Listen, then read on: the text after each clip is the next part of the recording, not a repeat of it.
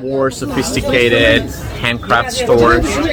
The tea stores or the tea shops are better looking, better designed. Like a famous Suzhou's most famous drink, right? Yeah. She said yes. She said yeah. When you are in these kind of places and they see you're a foreigner, they want to interact with you. They want to, if they can say a couple words in English, they will say like hello.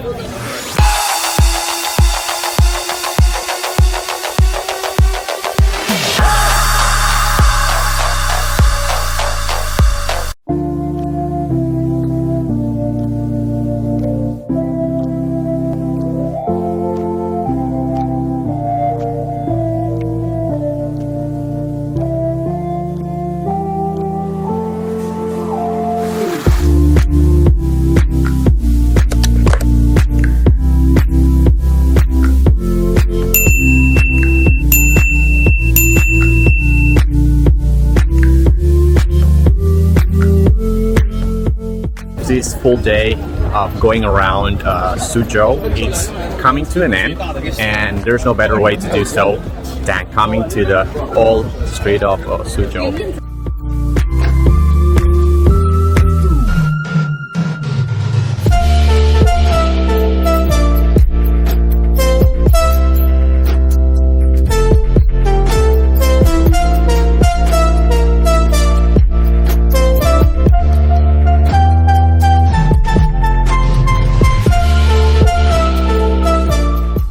We've been together to so many streets like this one.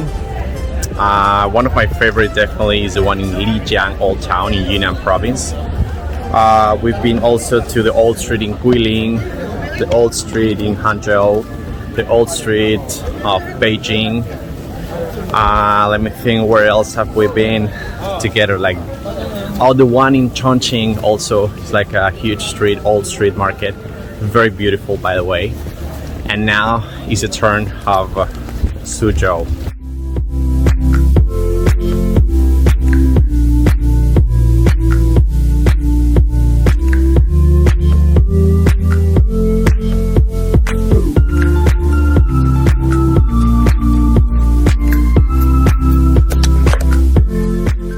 You can see at night all the stores lit up with LED lights, super well preserved.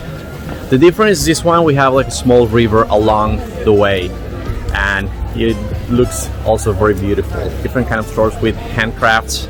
We have restaurants, we have cafes. Perhaps we're gonna have some live music. Like if we keep going, keep walking, we're gonna find that kind of stores that gives magic to this place. So we're gonna keep walking, keep exploring. The best part is the weather. It's super cool. In daytime we were outside and it was super hot, but nighttime is just perfect to walk around, have a drink, enjoy the ambience of this beautiful place that you can find only in Suzhou.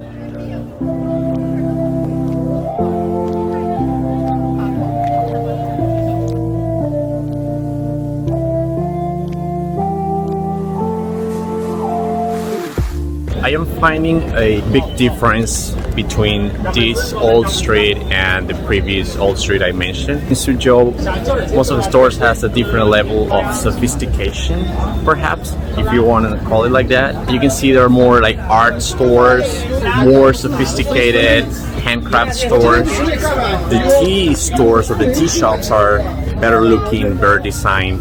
The spaces look somehow better, and there's also a huge difference, and it's the noise that you can find here.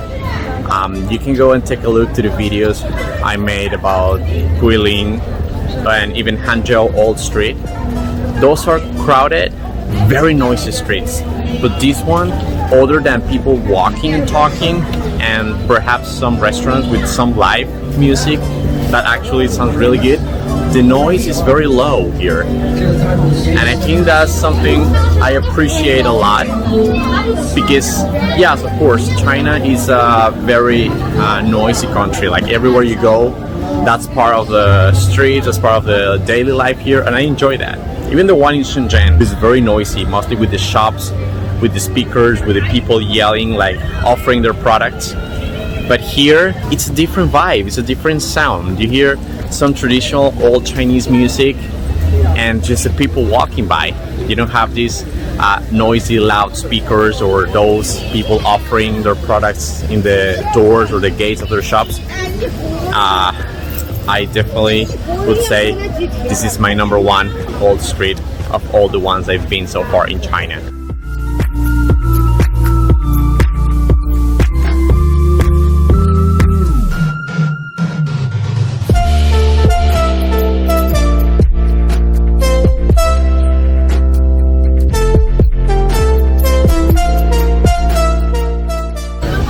I'm here with almost a local person, Noelia from Mexicanos en China.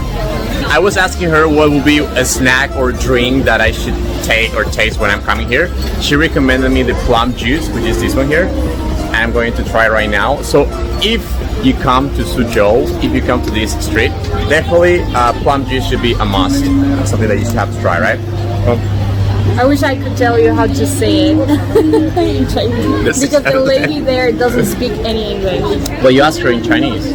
No, I asked her like, is this like a famous Suzhou's most famous drink? Right? Yeah. She said yes. She said yeah. So yeah, the plum juice, it actually tastes very sweet, but still delicious and refreshing, because you have the option to add ice, and I asked, of course, ice one, and it tastes really good. Good for the weather. Good for the weather, because it's almost summer and it's getting hot. But today's fine. Today the weather is just perfect. Like it's like the breeze perhaps, and of course nighttime is not that hot. This is just magic. Being a magic experience coming to the street right now.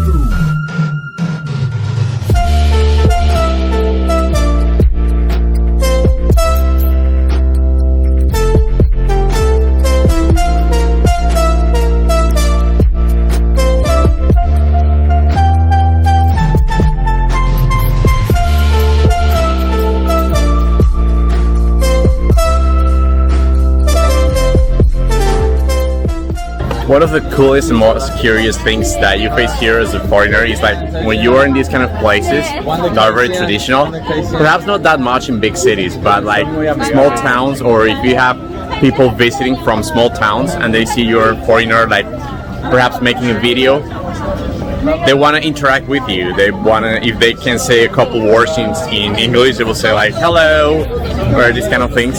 So behind me we have Max, and he was making the video and he was like interacting with them.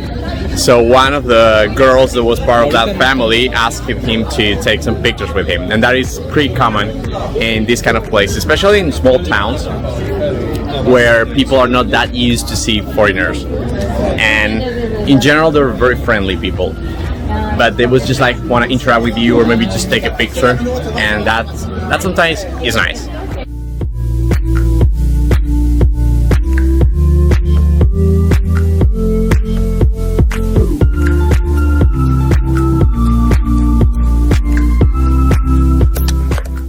Folks, I'm gonna be wandering around nice and beautiful places here in China and documenting about it. I will also be Instagramming my day-to-day and my trips in this awesome country. Feel free to follow me and leave your comments and impressions over there about life in China.